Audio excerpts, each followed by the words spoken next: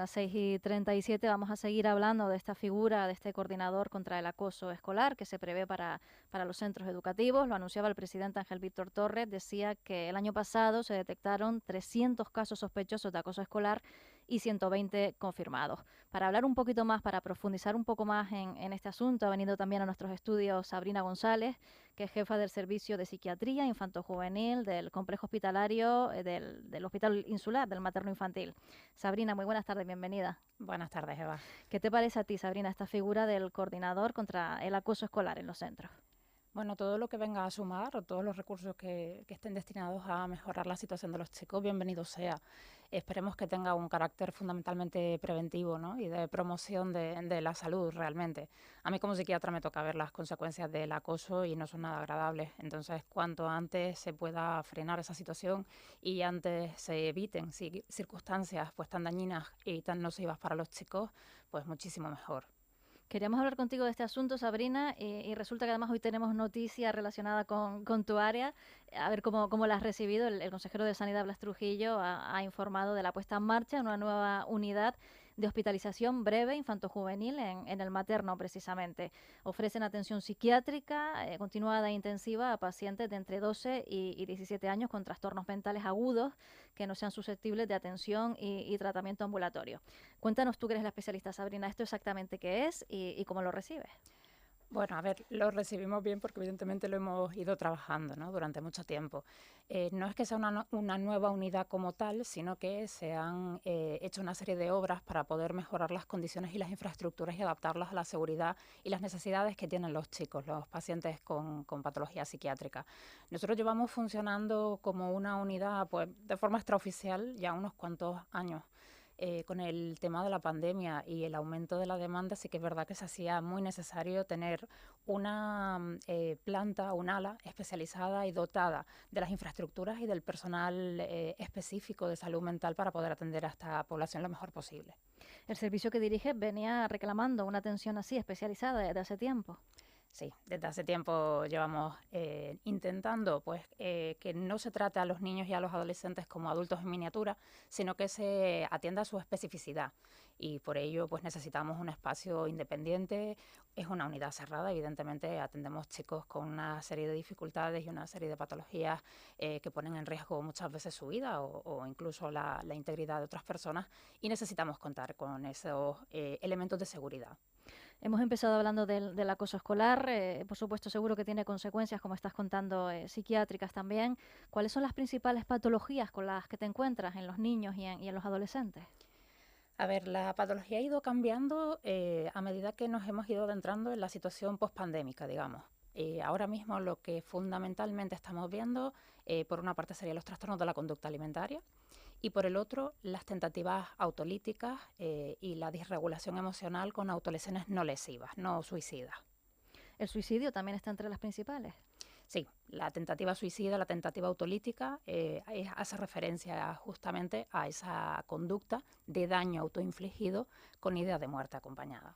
¿Esto ha sido siempre así o ustedes notan un cambio, no sé, quizás poner como antes y después a la pandemia? ¿Hay algún otro tipo de explicación que nos pueda dar?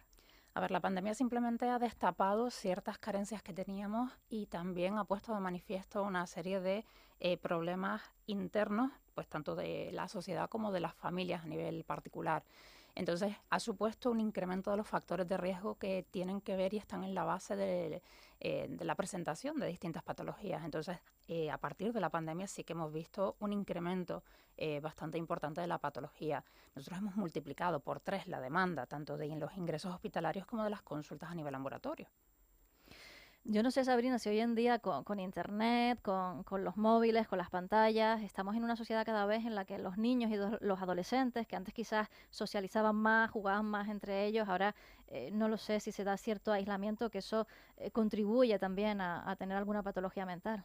Absolutamente. Somos seres sociales, al fin y al cabo, y lo que estamos haciendo es aislarnos cada vez más, pero mintiéndonos a nosotros mismos y pensando que estamos hiperconectados a través de las redes. Las redes no venden una realidad, las redes venden una mentira, un postureo, una situación de felicidad y de perfección que no existe y aquellos pacientes o las personas vulnerables, como son los niños y los adolescentes, evidentemente no tienen otros recursos para poder medir y equilibrar esa situación. Pues los que hemos crecido sin las redes podemos poner distancia, pero ellos no. Entonces, para ellos es tan importante el cómo quedes en redes sociales que la vida real pasa a un segundo plano. Y eso es un gran problema, porque evidentemente vivimos en la vida real. ¿Cómo se corrige eso? Directamente quitándole a los más pequeños esas pantallas, esos modelos ficticios, como tú dices, ese postureo en el que se ven reflejados y que persiguen y que al final no es real. A ver, los chicos aprenden por imitación, entonces no podemos pedirles a ellos que hagan cosas que nosotros no hacemos. Eso es fundamental. Entonces, evidentemente, somos los adultos los que tendremos que empezar a ocupar el tiempo de otra manera, que ellos nos vean y poder compartir el tiempo con ellos de otras formas mucho más saludables y más adecuadas.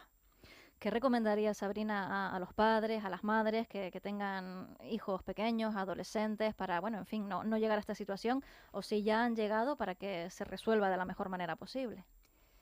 Yo creo que hay que mejorar muy mucho la comunicación, que es uno de los aspectos que nosotros vimos más deficientes en el momento de la pandemia. Cuando nos encerraron a todos y nos tuvimos que quedar en casa y las familias empezaron a compartir mucho más tiempo del que antes habían compartido, de repente asistieron a una situación de empezar a conocerse entre desconocidos, en realidad, ¿no? Las familias decían, pero ¿por qué mi adolescente no me habla? Bueno, ya antes hablabas con él. Entonces, claro, no se puede producir de una semana a otra un cambio drástico cuando realmente ya no compartimos momentos en familia, ya no compartimos situaciones. Entonces, empezar por ahí, a volver otra vez a conectar, ¿no? Pero a conectar realmente. En el caso del bullying, del acoso escolar, no sé si es algo que se ha dado toda la vida. Yo puedo recordar cuando era pequeña también, cómo se reunían grupos de niños y de niñas. Yo me acuerdo la frase de es que los niños son muy crueles y se perdonaba todo lo que hacían los más pequeños, a pesar de que había alguien que sufría el acoso por parte de los demás. Hoy en día, ¿qué se dice, Sabrina? ¿Se sigue diciendo que los niños son muy crueles? ¿O ustedes tienen pautas para los centros educativos, para los padres, para las madres, para intentar corregir esto que al final, bueno, puede tener consecuencias las más extremas fatales? A ver, estas circunstancias se han multiplicado además también por esto que hablábamos de las redes. O sea, el acoso ya no termina cuando se termina el tiempo lectivo y te vas a casa, sino que sigue a través de las redes. La grabación de agresiones o de insultos, el que se cuelgue en las redes, o sea, eso multiplica muchísimo, ¿no? El daño que se puede hacer. Y además damos mucho poder a los chicos, ¿no? En ese sentido, ¿no? No se les corrige de forma inmediata y muchas veces, tristemente, asistes a situaciones en las que niños pequeños hacen alguna gracieta, según los padres, que no tienen ninguna gracia. Entonces, lo primero es eso que decía antes, aprenden por imitación. O sea, si nosotros estamos criticando al de al lado y podemos plantearnos y permitirnos opinar incluso sin saber, los niños van a hacer exactamente lo mismo. Y bueno, en ellos que no hay una censura y no hay un filtro social, se evidencia como mucho más, de forma más franca, ¿no? Pero básicamente están aprendiendo de lo que están viviendo alrededor. ¿Cuáles son los siguientes retos, Sabrina, que tienes en el servicio que diriges? Uy, retos todos los días, pero así lo más inmediato es poner en marcha un equipo de atención domiciliaria. También a raíz de la pandemia, pues hemos visto bastantes chicos que ni siquiera son capaces de acudir a la consulta para poder pedir ayuda, ¿no? Que su patología es tan severa que ni siquiera logran salir de casa. Y es verdad que los dispositivos de momento están contemplados para que el paciente acuda, no para que nosotros nos traslademos. Puntualmente podemos hacerlo, pero no de forma mantenida y con constancia que a veces requieren los chicos. Entonces, esa es nuestra futura perspectiva así de trabajo y que esperemos que con eso podamos aliviar y ayudar. ¿Y cuentas con el personal suficiente? No sé si los anuncios de hoy se traducen de verdad en más psiquiatras, en más psicólogos, o todavía estamos en esa lucha. Tenemos un enorme problema porque ahora mismo no hay personal para contratar. Más allá de que nos concedan las nuevas acciones, que efectivamente yo tengo varias acciones pendientes de ejecutar, ahora mismo no hay psiquiatras, no hay psicólogos clínicos, no hay enfermeros especialistas, con lo cual, por mucho que la intención sea la de contratar, la realidad con la que nos encontramos es que no tenemos personal suficiente y a la que se le añaden bajas. Yo tengo un servicio muy joven, están todos en edad de procrear y tengo muchas bajas por paternidad y maternidad y excedencias y entonces, bueno, eso no hay personal para cubrir eso. Sabrina González, jefa del Servicio de Psiquiatría Infantojuvenil del Complejo Hospitalario Universitario Insular Materno-Infantil. Mira que es largo el cargo que El tiene Chuimi, Sabrina, el el Chuimi. Chuimi ya para los amigos.